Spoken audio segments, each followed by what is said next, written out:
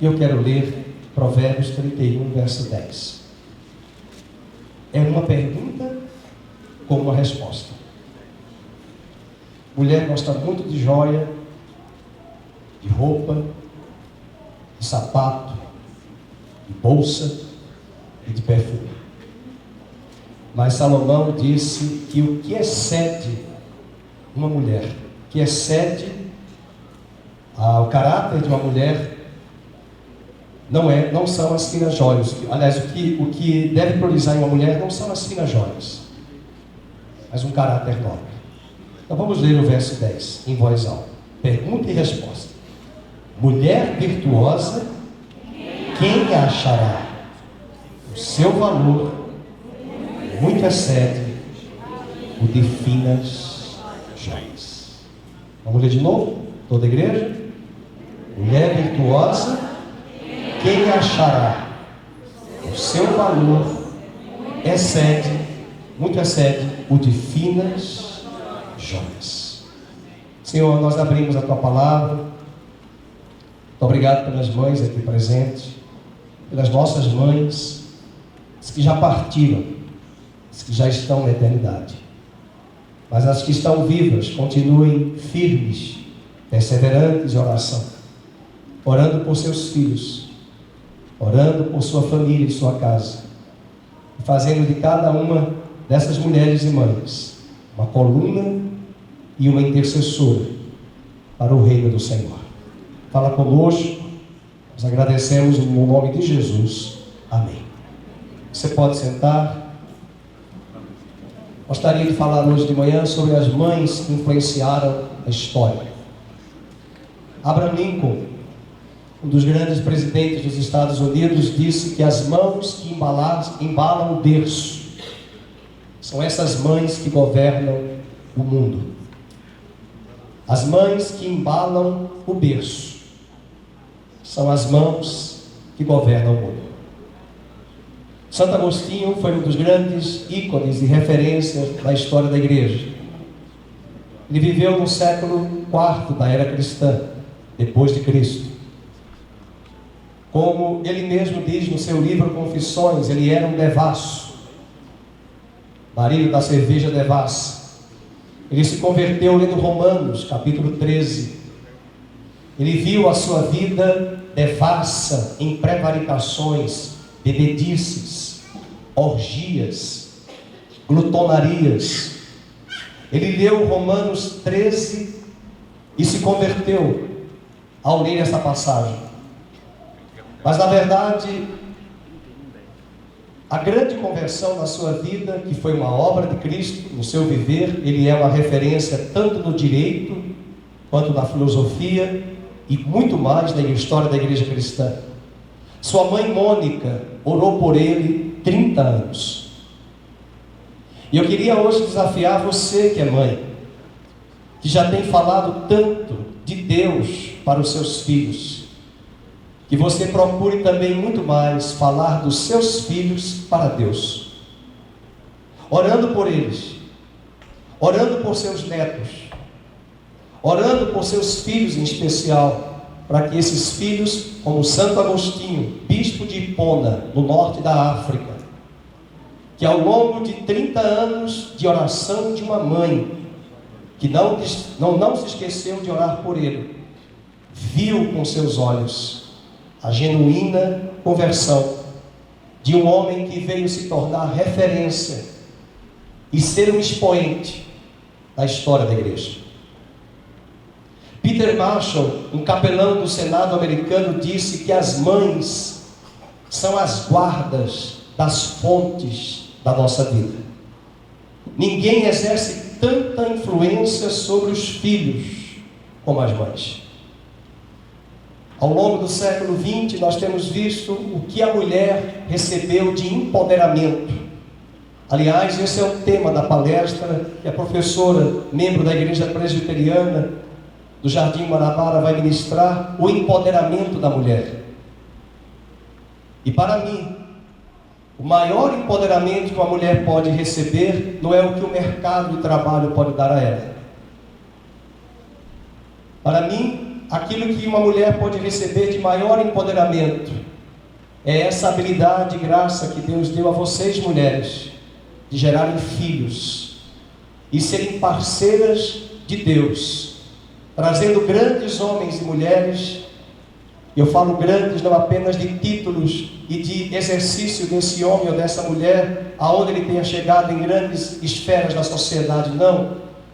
Eu me refiro a esses homens e mulheres que são os nossos filhos, os filhos que vocês têm gerado para impactar e mudar a história da humanidade. Quero hoje, a partir desse versículo, compartilhar sobre 3 mulheres da Bíblia, algumas conhecidas, outras nem tanto. A primeira que eu quero me referir é Joquebede. Ela é a mãe de Moisés, a mãe de um homem que veio a ser um grande líder do Egito para libertar o povo de Israel. Essa mãe teve o direito, sim, de gerá-lo, de criá-lo, no sentido de formar ali no ventre materno, através da graça divina, mas ela não teve o direito de ficar com esse filho durante muitos anos. Foi colocado dentro de um cesto, levado ao rio, e ali Faraó, através da sua filha princesa, tomou aquela criança. E a irmã de Moisés, que trabalhava para a princesa, filha de Faraó, a pedido da própria princesa, pediu que encontrasse uma mulher hebreia para que pudesse amamentar aquela criança. E ela não era tola e ingênua, encaminhou o próprio irmão para ser entregue à própria mãe, sem o conhecimento da própria princesa, que vai nutrir ali a mãe de Moisés, vai alimentar Moisés, e esse menino, possivelmente até 5 anos de idade, foi criado sob a tutela, sobre o governo e a influência dessa mãe. Eu queria lembrar você, mãe, que esse menino cresceu até possivelmente 5 anos, até ser desmamado. Abra um parênteses, hoje as mulheres só querem amamentar 3 meses. Eu sei que tem um mercado de trabalho, elas precisam voltar 3, 6 meses pela licença maternidade. Mas imagine a influência que uma mãe pode exercer sobre uma criança durante 5 anos. Esse menino vai voltar para o palácio de Faraó. Ele vai crescer no Egito. Ele vai ter todo um background, um currículo fantástico, aos olhos daquilo que hoje Harvard pode ser a melhor universidade. O Egito tinha as melhores escolas da época.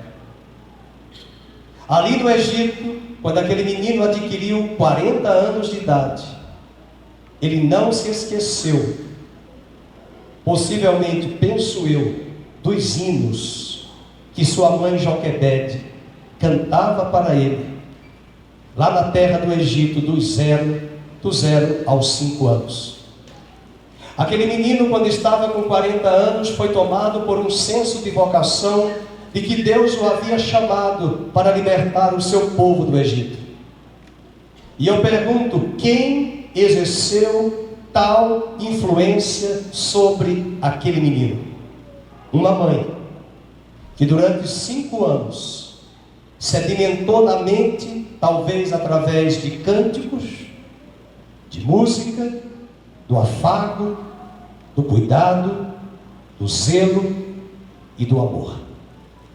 Ele foi para o palácio de Faraó, mas para Freud, do 0 aos 5 anos, é o tempo necessário para formar e consolidar uma personalidade em uma criança, que gera nestas crianças segurança, estabilidade e personalidade firme, segura.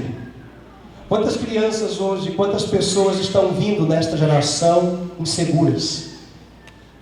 Quantas crianças estão sendo vítimas de mães que não têm vocação nenhuma para ser mãe? Quantas crianças estão sendo geradas e vindo a esta terra por mães que ainda não aprenderam a morrer para si mesmas? Eu brinco às vezes com jovens, quando já estão com 30 anos, 30, 40, que já era uma idade que já deveria ter casado. Conheço jovens que escolhem demais, escolhem tanto e não casam com ninguém. Mas quando nós estamos com 30, 40, nós já construímos uma vida e um patrimônio. E muitas meninas, moças ou jovens com 30, 40, vão aprender na maternidade. Quando elas chegam à maternidade, vocês mulheres sabem disso, vocês abrem mão de comprar um sapato, uma semijoia, uma roupa, porque aquele valor do sapato vai ser a parcela do berço. Aquele valor do vestido para o casamento vai ser o kit de mamadeira. Aquele valor daquele perfume tão caro vai ser um investimento no seu filho. E para a psicologia isso é importante porque nós aprendemos a abrir mão do nosso ego para pensar no outro. E damos a nossa vida por aquele que Deus gerou através do nosso ventre, dos nossos filhos, vocês mães. E ali começa uma linda história de influência de uma mãe, que por amor abre mão até de coisas lícitas, em prol do seu próprio filho. Joquebede é essa mãe que não aceitou passivamente a morte do filho. Ela tinha diante dela o poder cruel dos faraós, que era irresistível. A máquina de morte de Faraó era uma máquina déspota e avassaladora. Mas a coragem dessa mãe resistiu à tirania de um faraó, que ainda se utilizou de uma estratégia para aniquilar centenas e milhares de crianças na terra do Egito.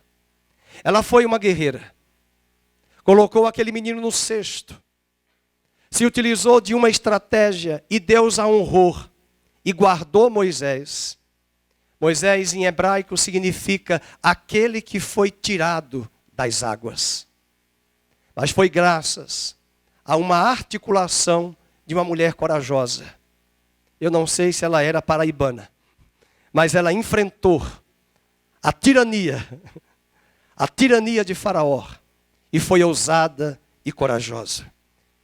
Que Deus coloque nessas mulheres que estão aqui hoje de manhã e em você que nos assiste ao vivo, essa coragem, essa determinação e ousadia de se dar em prol de seus filhos, investir em seus filhos, para que o reino de Deus possa se expandir.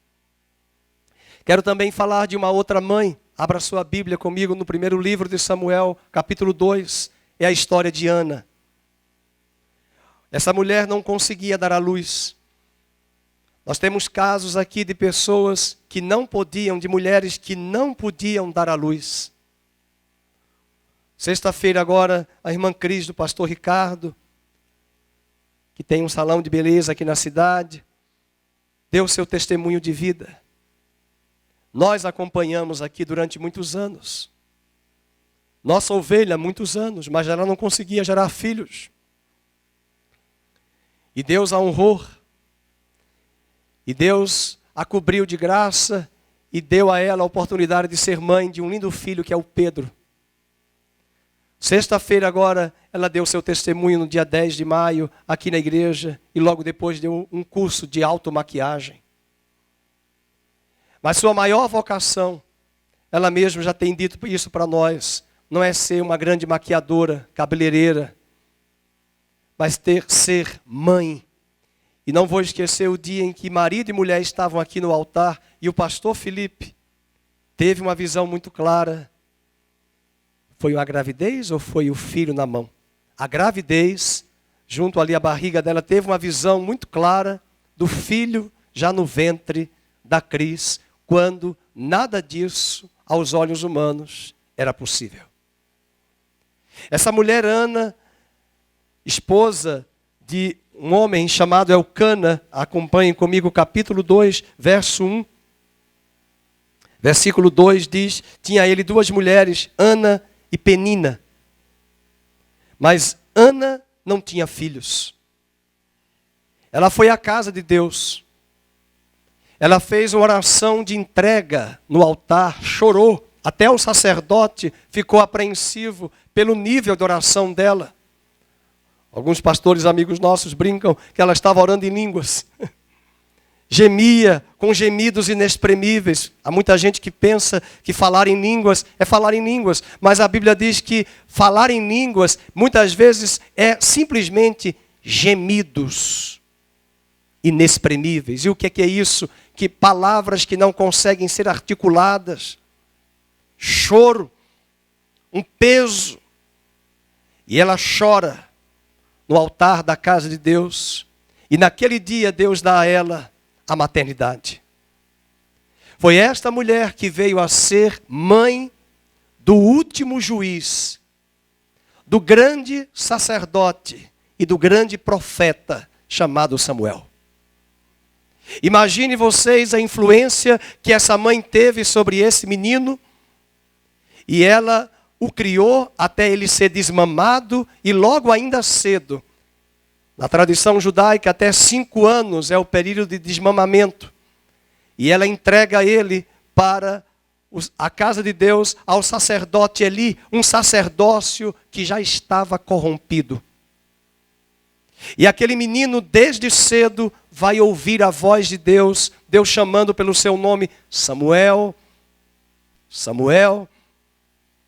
Numa grande crise de um Israel que estava apóstata, frio, distante de Deus, esse menino se levanta como último juiz, profeta e sacerdote.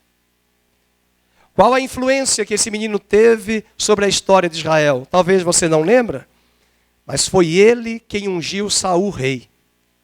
E foi ele quem ungiu Davi, rei de Israel. Um grande intercessor. Mas eu quero fazê-lo lembrar hoje de manhã, qual foi o papel de Samuel, se não fosse a sua mãe, que nos bastidores, como dizia Abraham Lincoln, as mãos que embalam o berço são as mãos que governam o mundo. Se você olhar para o capítulo de número 12, acompanhe comigo o caráter de Moisés, o caráter de Samuel. Já avançado em idade, 1 Samuel, capítulo 12, versículo 2, ele diz: agora, pois, eis que tendes o rei à vossa frente. Já envelheci, estou cheio de cãs, cabelos brancos, e meus filhos estão convosco. Significa dizer que o pastor também já está velho. Já envelheci. E meus filhos estão convosco. O meu procedimento esteve diante de vós, desde a minha mocidade até ao dia de hoje.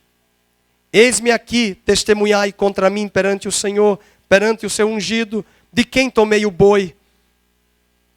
Numa época de tanta corrupção, queridos, de lava-jato, olha o testemunho de Samuel já velho. Eu pergunto, quem forjou esse caráter na vida deste homem que agora está velho, mas que quando era criança, chamado Samuel, quem forjou esse caráter?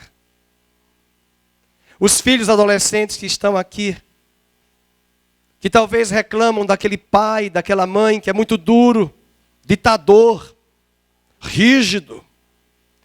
Eu tenho certeza que amanhã esses meninos vão agradecer. Posso ouvir um amém? Deixa eles casarem e terem filhos. Nós às vezes ouvimos isso. Ai, meu pai é muito duro. Até desse aqui quem vos fala. É muito conservador. É muito isso, é muito aquilo. Mamãe é muito radical. Esse cuidado de detalhes minucioso que uma mãe tem. Eu falei agora há pouco da oração, mas eu lembro de um livro que eu li de uma jovem decidida, cresceu numa igreja em Brasília e ela decidiu ir para um congresso ocultista em Brasília. Havia bruxos do esoterismo, do ocultismo de várias partes do mundo naquele congresso. E aquela menina que cresceu na igreja, já com mais de 20 anos, ela disse à mãe, eu vou à igreja, eu vou a esse congresso. Era um congresso caro. Ela pagou o ingresso. E quando chegou a decisão de ir, confrontando a mãe dobrou os seus joelhos e ficou em casa a orar. Quando ela chegou naquele local, os guardas que estavam ali, na verdade, eram guias, eram pessoas que recebiam guias. E eu não vou esquecer o testemunho dessa menina, quando ela disse que, ao colocar o cartão para entrar no congresso, os 2 homens que estavam à frente disseram: a senhora não vai entrar aqui, a senhorita não vai entrar aqui. Mas por que eu não vou entrar? Eu paguei. Não, porque tem um ser de branco atrás de você, que se ele entrar nessa reunião, vai atrapalhar a nossa reunião. Quando ela chegou em casa e contou à sua mãe, muito frustrada, sua mãe tinha acabado de se levantar de um lugar de oração, de joelhos, orando para que Deus frustrasse os planos e os desígnios das trevas. Alguns anos atrás, Brasília fez, acho que 50 anos. E uma emissora passou a história de J.K., Juscelino Kubitschek. E que história fantástica conhecer a história da mãe de J.K., uma mulher simples. Seu filho se tornou médico. Seu filho veio a mudar para a capital da República, que era o Rio de Janeiro, transferindo-a do Rio para o Planalto Central, onde hoje é Brasília. Eu sei que alguns podem olhar a questão econômica de todo o endividamento que veio após esse investimento. Mas hoje Brasília está aí.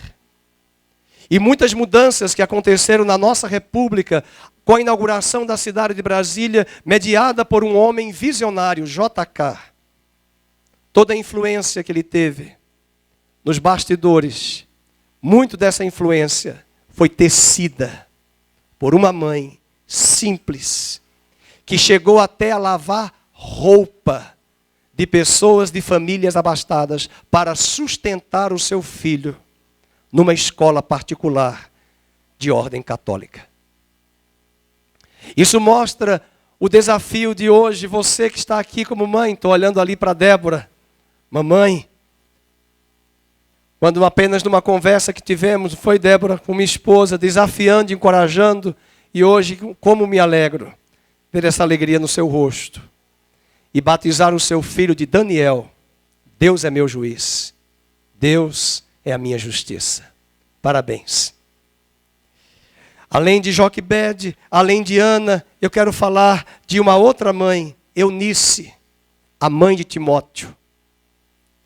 Eunice era auxiliada por sua mãe Lloyd, que dedicou a ensinar as sagradas letras a Timóteo. Você pode ver e abrir a sua Bíblia na primeira carta de Paulo a Timóteo. A história dessa mãe e dessa avó.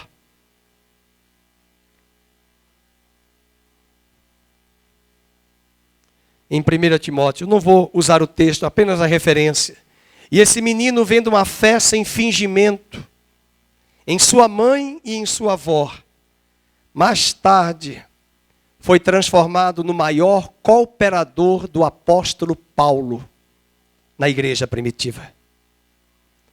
Paulo diz a Timóteo: você conhece as sagradas letras desde a sua tenra infância. Tem mães que pensam que quem vai ensinar as sagradas letras é a escola dominical.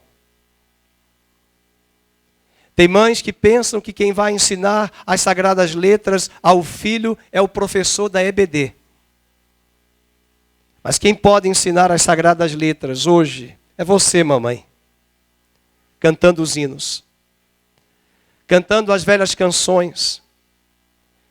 Quanta influência você pode ter sobre os seus filhos, como Lloyd e Eunice, mãe e avó de Timóteo, influenciaram sobre aquele menino. De tal maneira que quando Paulo o conhece, porque ele era de mãe judia e pai grego, e Paulo vai circuncidar Timóteo e trazê-lo para a igreja, para a sua caminhada ministerial, até para não ser confrontado ali pelos judeus que tinham uma certa reserva em relação a Timóteo, por ele ter um pai grego e a mãe judia.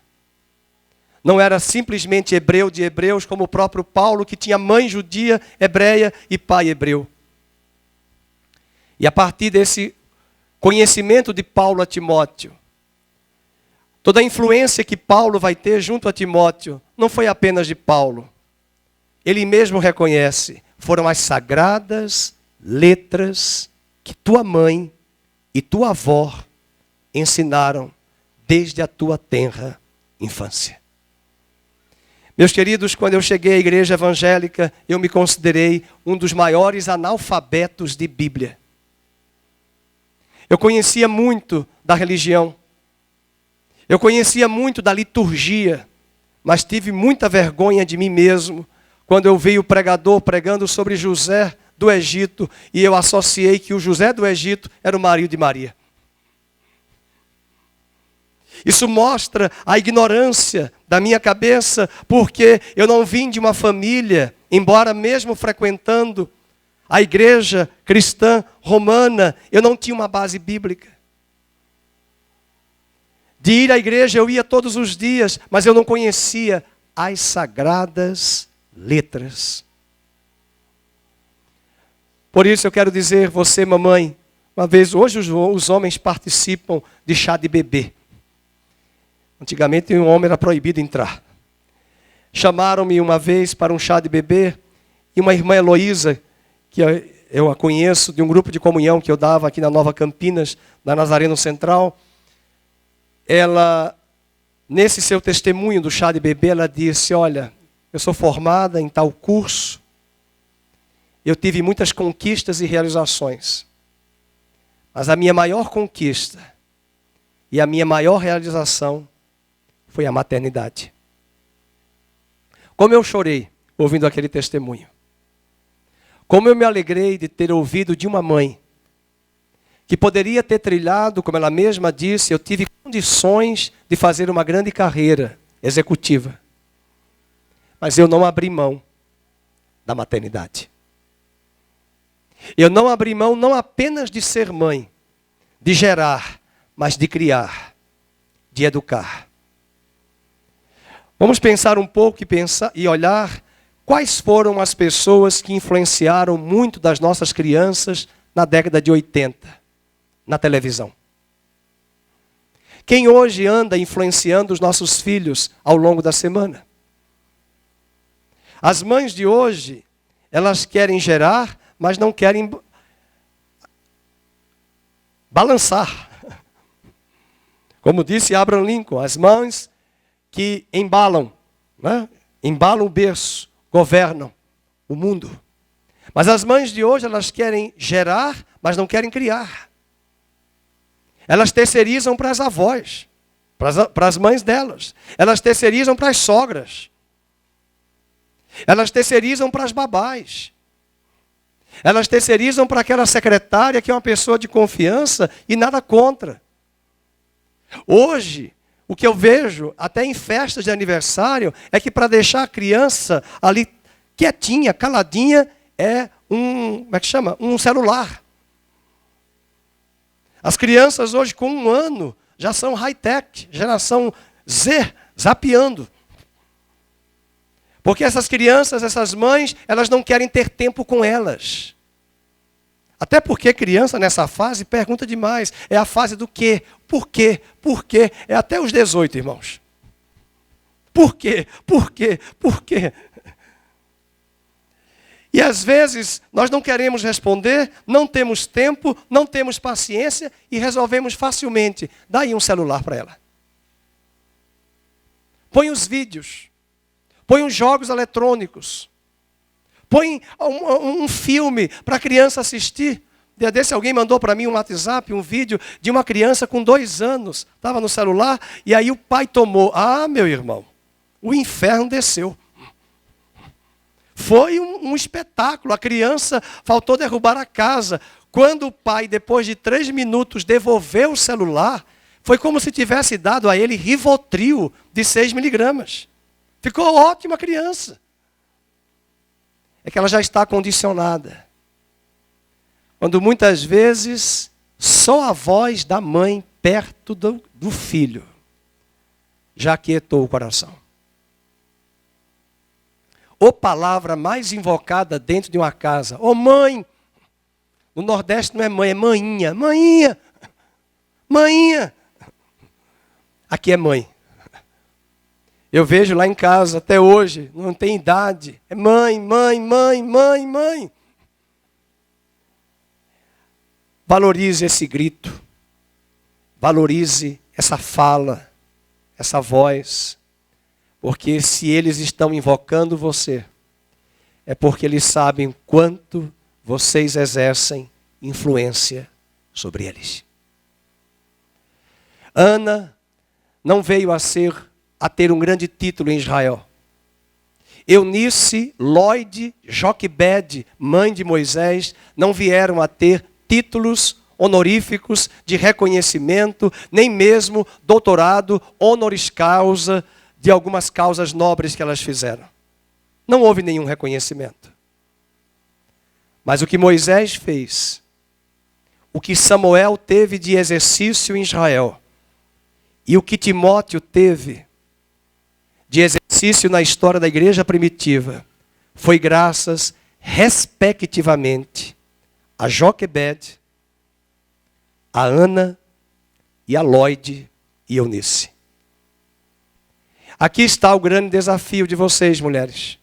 Como disse Abraham Lincoln, as mãos que embalam o berço são as mãos que governam o mundo. Nós temos colocado hoje os nossos filhos em boas escolas. Balé, francês, inglês, música, dança, teatro. Mas isso tudo é influência das escolas e dos cursos. Mas qual é a nossa influência? Qual é o nosso impacto e a influência em nossos filhos que eles vão levar de nós um grande legado? Quantos filhos que poderiam estar aqui hoje de manhã? Há mães aqui e avós que sofrem porque os filhos nasceram, foram consagrados nesta casa.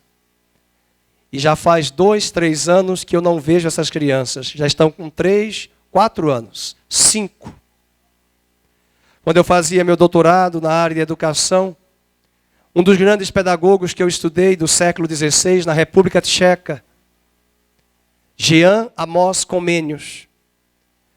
Ele viveu no século XVI, onde hoje a República Tcheca, que na minha época da adolescência era Tchecoslováquia, ali na República Tcheca atual, os hussitas de Jan Hus, que foi levado à fogueira, um grande grupo se formou de discípulos antes da Reforma Protestante, antes de Martinho Lutero surgir, de Calvino, dos grandes reformadores que vieram no século XVI.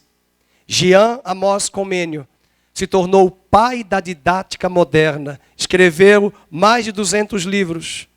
E um dos livros que ele escreveu se chama Didática. Foi ele quem criou a ideia, os jovens não vão gostar, e os adolescentes e os universitários. Foi ele que criou o currículo do Ilho para a escola. Porque o currículo da Idade Média era gramática, filosofia, latim, teologia e arte. Mas quando o século XVI chegou com uma efervescência da reforma protestante, do humanismo, da revolução industrial do século XVII, Comenius pensou, qual é a escola que vai preparar esses homens para a modernidade? Se nós estamos desaguando na modernidade, nós precisamos de uma escola que prepare com um currículo à altura das demandas do século vigente. E ele escreveu um livro chamado Didática, que você pode procurar esse livro de graça na internet. Foi publicado aqui no Brasil pela Martins Fontes, mas eu vou dizer só uma frase que me abalou, porque ele escreve o livro Didática, articulando, meus irmãos, é um livro de pedagogia. Mas o livro de ponta a ponta é um diálogo com a Bíblia Sagrada, mostrando como educar filhos e criar filhos na família e educá-los na escola. E eu finalizo o culto de hoje dizendo a frase que me impactou desse livro, que foi escrito no século XVI, finalzinho de 16 e início do século 17. Ele disse que se uma mãe e uma escola não influenciarem seus filhos da forma devida, e esses meninos ficarem privados dessas duas influências de forma coerente com os princípios de Deus, diz Comênios, é mais fácil expurgar o cavalo de Troia do que limpar a mente de jovens com 18 anos.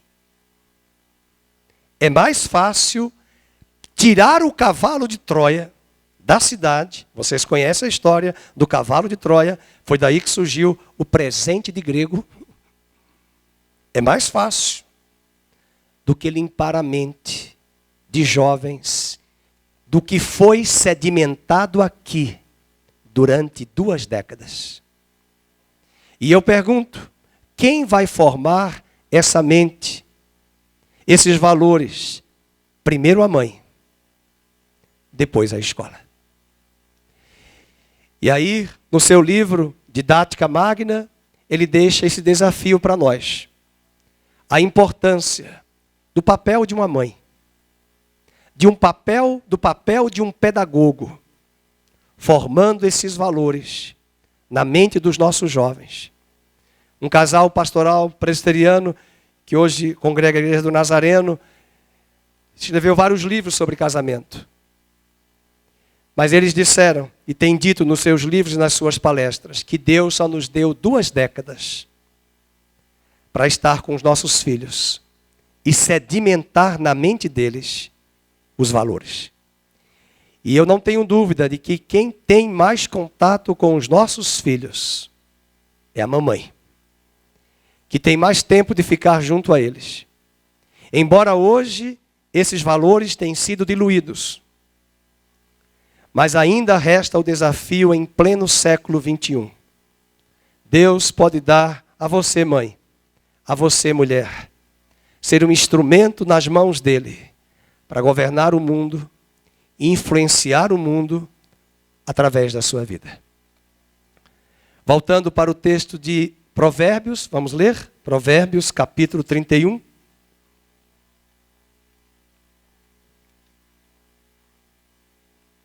A mulher virtuosa, quem a achará?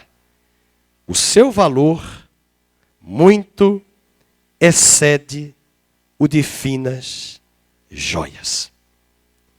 Eu não quero falar hoje sobre o Dia da Mulher, porque hoje não é o Dia Internacional da Mulher. Hoje é o Dia das Mães.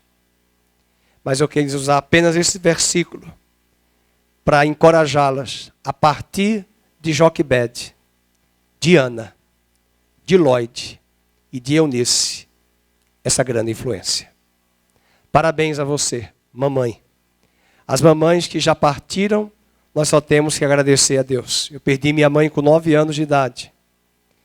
Mas muito do que eu tenho da minha fé em Cristo, eu lembro até hoje, aos meus 7, 8 anos, indo à missa todos os domingos e sábados com a minha mãe.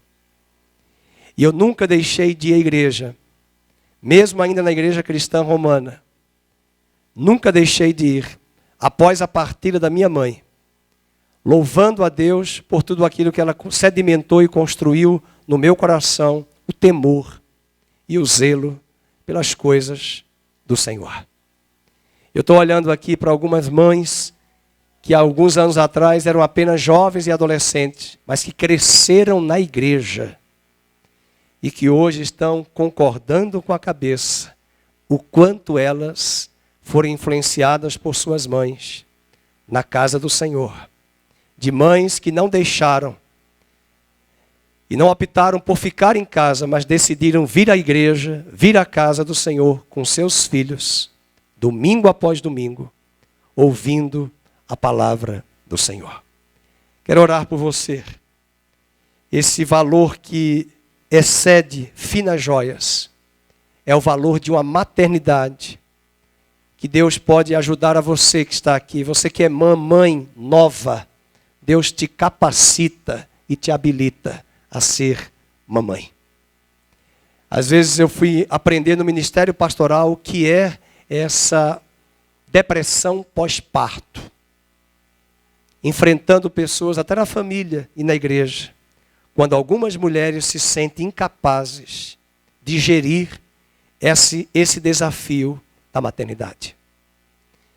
Que a escola, que a igreja seja esse lugar de aprendizado. Paulo disse a Timóteo que as mulheres mais velhas ensinem as mais novas a serem essas mães que vão honrar a Deus, criando seus filhos para a glória dele. Vamos ficar de pé, vamos orar. É mais fácil expurgar o cavalo de Troia do que limpar mentes de jovens e adolescentes. Que você seja esse instrumento para limpar, para sedimentar e construir a palavra de Deus na vida de seus filhos. Curve a sua cabeça. Senhor, obrigado hoje de manhã por tantas mulheres que influenciaram a história. Tantas mães que trabalharam nos bastidores da história, tecendo, construindo em seus filhos um caráter tão nobre, ao ponto desses homens chegarem a ser grandes homens na política, na história, na sociedade, na educação, nas artes, na ciência e muito mais no reino de Deus. Obrigado, ó Deus, pela vida de cada mãe, das nossas mães que não estão mais na terra, já partiram. Fica aqui hoje de manhã registrado a nossa gratidão em nosso coração. Mas eu quero te render graças por estas mulheres que nós estudamos agora há pouco. Joquebede, Ana, Eunice e Lloyd. Que através do teu livro sagrado, essas mulheres continuem a inspirar tantas mães que aqui estão, para que elas se levantem na força e no braço do Senhor. Ao invés de serem empoderadas pelo mercado de trabalho, elas saiam daqui empoderadas pelo Espírito de Deus. E ágeis, resolutas, convictas de que elas têm uma vocação plena. Juntamente com a mão do Senhor, como parceiras do Senhor, construir filhos, criar filhos para o reino de Deus. Fortalece as tuas servas, dê a elas saúde, graça, disposição. As que estão aqui tristes, que têm orado por seus filhos, elas não se esqueçam de que elas continuem falando de seus filhos para Deus, a fim de que pela intercessão elas vejam ao longo dos anos a resposta das orações, assim como Mônica, 30 anos depois, viu Santo Agostinho convertido. E uma grande referência na história da igreja cristã. Ajuda-nos, Senhor. Fortalece cada mãe aqui presente. Obrigado por esse valor tão importante que excede o de finas joias. A figura de uma mulher que teme ao Senhor e que é mãe para a glória do Senhor. Que o Senhor te abençoe e te guarde, que o Senhor faça resplandecer o seu rosto sobre ti, que o Senhor tenha misericórdia de ti e que o Senhor sobre ti levante a luz do seu rosto e te dê a paz. Shalom. Ó Deus, leva-nos em paz, abençoe o almoço, esse tempo de comunhão em família. Abençoe as nossas mães. Muito obrigado por tudo. No nome de Jesus, amém e amém. Deus abençoe. Uma boa tarde a todos, boa semana. Deus abençoe os irmãos.